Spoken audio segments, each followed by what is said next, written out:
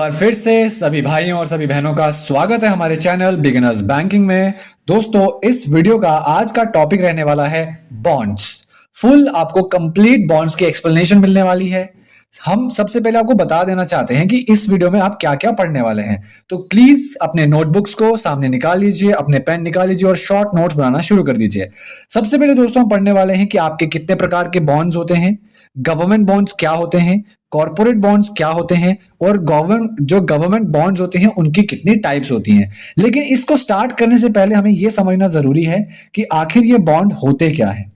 दोस्तों बहुत प्यार से समझिएगा और प्लीज जब मैं कॉन्सेप्ट समझा रहा हूं ना तो यहां पे स्क्रीन पे फोकस कीजिएगा। ध्यान से देखिए, बॉन्ड को बेचने और खरीदने वाले यानी कि दो पार्टीज होती हैं, एक जो बॉन्ड को बाय करेगी और एक जो बॉन्ड को सेल करेगी। हाँ, मुझे पता है हम इसमें पढ़ने वाले हैं कि बॉन्ड सर क्या होता है। तो दोस्तों बॉन्ड का मतलब एक ऐसा एग्रीमेंट होता है या फिर एक ऐसा प्रॉमिस नोट होता है। प्रॉमिस नोट, जैसे हम कहते हैं ना कि मैं वादा करता हूं तेरे से, एग्रीमेंट होता है। एक ऐसा एग्रीमेंट होता है, एक ऐसा प्रॉमिस नोट होता है जो आपका जो बॉन्ड सेल करने वाली पार्टी होती है, जो भी बॉन्ड को बेच रही होती है, वो बायर को एक प्रॉमिस नोट देती है या फिर एक एग्रीमेंट देती है कि आप अभी ये बॉन्ड इतने रुपए का खरीद लीजिए और बाद में हम आपको आपका जो अमाउंट है वो विद प्रॉफिट के साथ कुछ टाइम पीरियड के बाद आपको रिटर्न कर देंगे। इसी एग्रीमेंट को जो एक सेलर होता है जो बायर को देता है, उसी एग्रीमेंट को कहा जाता है बॉन्ड। समझ में आया दोस्तों? जो एग्रीमेंट सेलर जो होता है वो बायर के पास देता है एज अ प्रॉमिस नोट की तरह, एक वादे की तरह, एक समझौते की तरह कि आप अभी ये बॉन्ड इतने इतने रुपए का खरीद लीजिए और बाद में हम आपको वो आपका अमाउंट विद प्रॉफिट के साथ आपको वापस कर देंगे। ठीक है दोस्तों, इसे कहते हैं बॉन्ड। अब दोस्तों हम पढ़ने वाले हैं आखिर ये गवर्नमेंट बॉन्ड क्या होता है। तो स्टार्ट करते हैं दोस्तों। सबसे पहले हमारी स्लाइड है गवर्नमेंट बॉन्ड। ये देखिए यहां पे आपको सामने दिखाई दे रहा हो, कुछ इस प्रकार का गवर्नमेंट बॉन्ड होता है। लेकिन अब जमाना बहुत डिजिटल हो गया है, तो अब ये जितने भी बॉन्ड्स वगैरह होते हैं वो सभी डिजिटल फॉर्मेट में होते हैं, ऐसे आपको पेपर की फॉर्म में नहीं मिलते हैं। तो दोस्तों सबसे पहले पढ़ते हैं कि आखिर ये गवर्नमेंट बॉन्ड क्या होता है। तो ध्यान से देखिएगा, long term investment issued by the government to raise money. ये आप कॉपी के लिए लिख लीजिए, लेकिन समझते वक्त, कॉन्सेप्ट समझते वक्त यहां मेरी ध्यान से बात सुनिएगा कि मैं क्या कहने की ट्राई कर रहा हूं। ठीक है, देखिए लॉन्ग टर्म इन्वेस्टमेंट का मतलब है कि ये वो बॉन्ड होता है, जो गवर्नमेंट बॉन्ड होते हैं, ये वो बॉन्ड होते हैं जो काफी लंबे समय के लिए, मतलब जब आपके हाथ में वो प्रॉमिस नोट या वो एग्रीमेंट पकड़ाया जाता है और आपसे कह दिया जाता है कि इतने टाइम पीरियड के बाद, यानी कि इतने टाइम पीरियड के बाद हम आपको आपका पैसा विद प्रॉफिट के साथ रिटर्न कर देंगे। लेकिन यहां पे जो वो टाइम पीरियड होता है ना, वो काफी लंबा समय होता है। अब वो लंबा टाइम पीरियड कितना होता है दोस्तों? अगर हम मिनिमम टाइम पीरियड की बात करें तो कम से कम 5 साल का, और मैक्सिमम टाइम पीरियड की बात करें तो 40 साल तक। मतलब 5 साल तक वो जो गवर्नमेंट होती है वो आपका पैसा, जो आपने वो बॉन्ड खरीदा होता है ना, उसका जो पैसा होता है वो अपने पास लगभग 5 साल, मिनिमम 5 साल तक तो रखती है, या फिर जितना भी आपके एग्रीमेंट में टाइम पीरियड लिखा होगा। जैसे 5 साल का एग्रीमेंट भी हो सकता है, 10 साल का एग्रीमेंट भी हो सकता है, 20 साल का, 30 साल का, 40 साल का। लेकिन 40 साल से ज्यादा का एग्रीमेंट नहीं हो सकता है, क्योंकि ये आपका फिक्स्ड है कि 5 साल मिनिमम और 40 साल मैक्सिमम तक वो आपका पैसा अपने पास रखेंगे और उसके बाद आपको प्रॉफिट के साथ आपका पैसा रिटर्न कर देंगे। तो government bond, long term investment issued by the government to raise money. Next हम बात करने वाले कॉर्पोरेट बॉन्ड।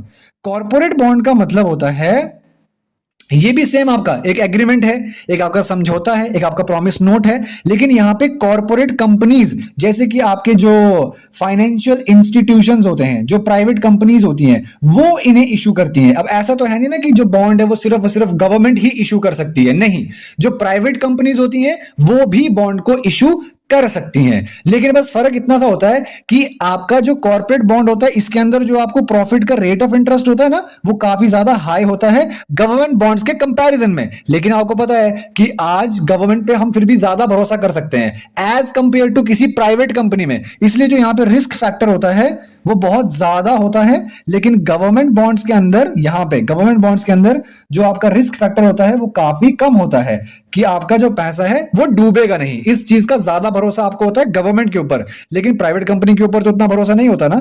तो इसलिए कॉर्पोरेट बॉन्ड मतलब वो डेट इंस्ट्रूमेंट जो इशू किया जाता है प्राइवेट कंपनीज के द्वारा, ताकि वो अपने पास फंड को कलेक्ट कर सके, अपनी मनी को रेज कर सकें।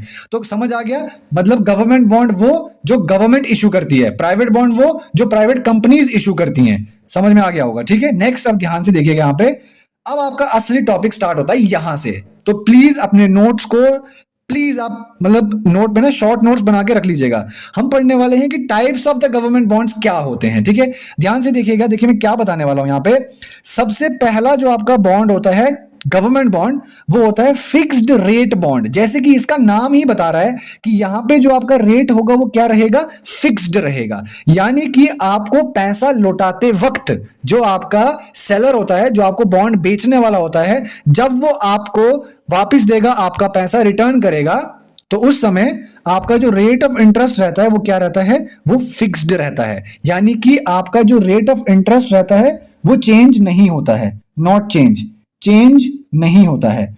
अगर आप इसको एग्जांपल ऐसे समझोगे कि आपने 1000 रुपए का गवर्नमेंट बॉन्ड खरीदा और उन्होंने आपसे कहा है कि हम आपको इसके ऊपर प्रॉफिट जो है 5 साल के बाद देंगे, और कहा कि 10% का हर साल आपको क्या दिया जाएगा, रेट ऑफ इंटरेस्ट लगाकर आपका पैसा रिटर्न किया जाएगा। तो 5 साल में 10% के हिसाब से 1000 रुपए के ऊपर कितना बन जाएगा आपका, 500 रुपीज। यानी कि आपको एंड में 5 इयर्स टर्म कंप्लीट होने के बाद आपके हाथ में आपको कितना रुपए दिया जाएगा, ये 1500 रुपीज दिए जाएंगे। तो आप समझ गए कि 10% आपका रेट ऑफ इंटरेस्ट हर साल यही रहेगा, हर साल आपका रेट ऑफ इंटरेस्ट 10% ही रहेगा, चेंज नहीं होगा।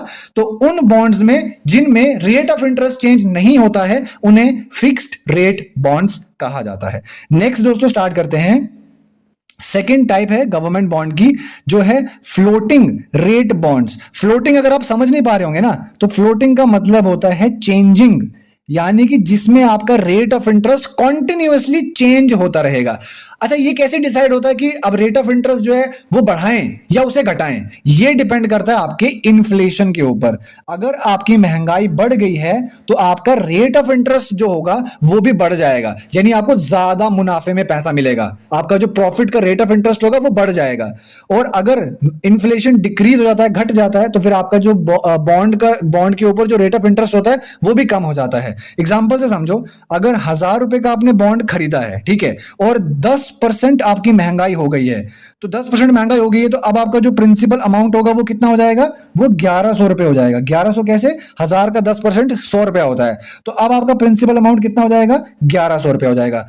तो इसलिए बढ़कर आपका प्रिंसिपल अमाउंट कितना हो जाएगा, 1100 हो जाएगा। और आपका जो एंड में 5 साल के अंत में जो आपको रेट ऑफ इंटरेस्ट मिलेगा वो इस 1100 के ऊपर रेट ऑफ इंटरेस्ट लगाकर आपको लास्ट में मिलेगा। लेकिन वहीं पे अगर ये 10% से घट जाएगा और 8% हो जाएगा, तो कितना मिलेगा आपको, यहां पे आपको मिलेगा 80 रुपीज, 1080 रुपीज जो है ये आपका हो जाएगा जब आपका रेट ऑफ इंटरेस्ट जो है वो घट जाएगा। तो सिंपल, जिसके अंदर रेट ऑफ इंटरेस्ट चेंज होता है वो आपका आ जाता है फ्लोटिंग रेट बॉन्ड, लेकिन जिसके अंदर आपका रेट ऑफ इंटरेस्ट चेंज नहीं होता है वो आता है फिक्स्ड रेट ऑफ इंटरेस्ट। ठीक है दोस्तों, 2 टाइप्स आपकी कंप्लीट हो गई हैं, और कितने जल्दी कंप्लीट हो गई हैं। ठीक है, नेक्स्ट टाइप हम करने वाले हैं आपका कैपिटल इंडेक्स्ड बॉन्ड। ये इंपॉर्टेंट है और थोड़ा सा टफ भी है, इसलिए इसके लिए थोड़ा ध्यान से यहां पे। अब देखिए, कैपिटल इंडेक्स बॉन्ड की सबसे डेफिनेशन पढ़ लेते हैं कि वो बॉन्ड्स जहां पे प्रिंसिपल एडजस्ट करता है खुद को according to the inflation to protect real value. ठीक है, अब देखिए एग्जांपल से समझते हैं, कोई बात नहीं, डेफिनेशन समझ में नहीं आया है कोई बात, इसे ध्यान से देखिए।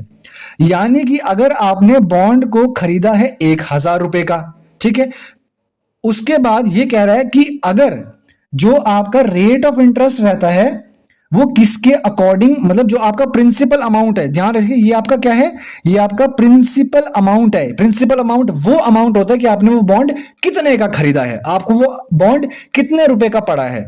तो अगर आपका प्रिंसिपल अमाउंट कितना है, 1000 रुपया, और मान लीजिए कल को जो महंगाई है वो बढ़ जाती है, इन्फ्लेशन बढ़ जाता है, अब आपके उसी बॉन्ड की कीमत आज के समय में कितनी है, मान लीजिए 1100 रुपए है। कितनी है? 1100 रुपए है। तो क्या आपका जो आपको रेट ऑफ इंटरेस्ट ये 10% लगना था पूरे 5 साल के लिए, तो क्या आपको इसी 1000 रुपए के ऊपर मतलब एंड में जब 5 साल कंप्लीट हो जाएंगे तो आपको कितना मिलेगा? 1500 रुपए ऐसे मिलना चाहिए था। लेकिन अगर महंगाई बढ़ चुकी है 10% से, अगर महंगाई इंक्रीज हो चुकी है, तो अब आपको इस 1000 रुपए के ऊपर इंटरेस्ट नहीं मिलेगा, आपको इंटरेस्ट मिलेगा इस 1100 रुपए के ऊपर। यानी सिंपल सी बात यह है कि उस समय उस बॉन्ड की जो कीमत चल रही होगी उसके हिसाब से उसके ऊपर रेट ऑफ इंटरेस्ट लगेगा। मान लो कि मैंने पिछले साल बॉन्ड खरीदा था 1000 रुपए का, उस समय उसका 1000 रुपए कीमत था, पर आज उस बॉन्ड की कीमत 1100 रुपए है, तो मुझे इस साल का जो रेट ऑफ इंटरेस्ट होगा वो उस 1100 रुपए के ऊपर रेट ऑफ इंटरेस्ट लगेगा। ठीक है, ध्यान से समझो। अगर एक बार फिर से समझ में नहीं आया, एक बार फिर से देखो, मैं वापस समझाता हूं। देखो, जैसे मैंने पिछले साल अगर कोई बॉन्ड खरीदा था और उसकी उस समय कीमत कितनी थी? 1000 रुपए। लेकिन आज जब नेक्स्ट ईयर में आया तो आज उस बॉन्ड की कीमत कितनी है? 1100 रुपए। इस पहले साल के लिए जो मुझे 10% के हिसाब से रेट ऑफ इंटरेस्ट लगेगा वो इस 1000 रुपए के ऊपर लगने से ये कितना हो जाएगा? 1100। यानी यहां मुझे ये 100 रुपया एक्स्ट्रा मिलेगा। परंतु जब मैं इस 1100 रुपए के हिसाब से 10% का रेट ऑफ इंटरेस्ट दूंगा तो यहां पे जो आपको मतलब 10% निकालना है ना, वो इस 1100 का 10% निकालना है, जो 110 रुपए होता है। यानी कि सेकंड ईयर में जो मेरा आज का साल है, दूसरा साल है, उस समय मुझे 110 रुपए ब्याज मिलेगा और पहले वाले साल में मुझे 100 रुपए ब्याज मिलेगा। मतलब आप समझ रहे हो कि यहां पे जो आपका प्रिंसिपल अमाउंट होता है वो आपका इन्फ्लेशन के हिसाब से चेंज होता है। वही इसने यहां डेफिनेशन में भी कहा है। अब आप डेफिनेशन पढ़ो, अब आपको समझ में आएगा। ठीक है, देखो क्या कहा इसने कि आपके बॉन्ड्स ये वो वाले बॉन्ड्स होते हैं जिनका प्रिंसिपल जो होता है वो एडजस्ट होता है किसके अकॉर्डिंग? इन्फ्लेशन के अकॉर्डिंग।